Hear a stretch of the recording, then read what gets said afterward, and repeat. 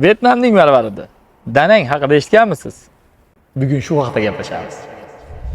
Vyetnam deganda faqat siz Nachangni tasavvur qilasiz. Unda Danang bilan tanishing. Bu butunlay boshqa daraja.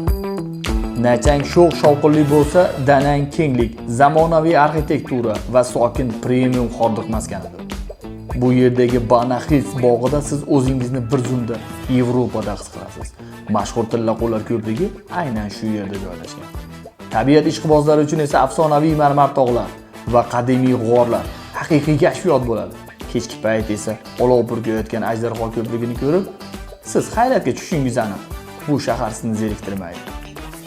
Danangning Nachangdan asosiy farqlari esa Nachang ko'proq eski uslubdagi kurort shahar bo'lsa, Danang futuristik ko'priklar va zamonaviy infratuzilma shahri.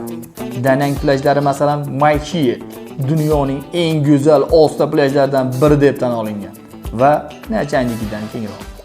Vyetnamni yangi tarafdan kashf eting. Danang bu faqatgina dengiz emas, bu hayratlanarli Banahis tog'lari, oltin ko'prik va zamonaviy Ajdarho ko'prigidir. Nega aynan Danang? Premium darajadagi mehmonxonalar, dunyodan olgan toza plyajlar, noyob arxitektura. Sizga qaysi biri ma'qul? Nachangning sho'x hayotimi yoki Danangning zamonaviy fayzi? Kommentariyada yozib qoldiring. Danangni ba'zilar Danang oroli deysa ham, u aslida qirg'oq bo'yidagi yirik shahar va port hisoblanadi. Videoda buni kurort shahar deb atash geografik jihatdan aniqroq bo'ladi. Vyetnamning eng zamonaviy qismini biz bilan kashf qiling. Videoga like bosing, obuna bo'lib qo'yishingiz esingizdan chiqmasin. Yana o'sha gap, Zaxtrev bilan sayohatingizni yanada zavqli.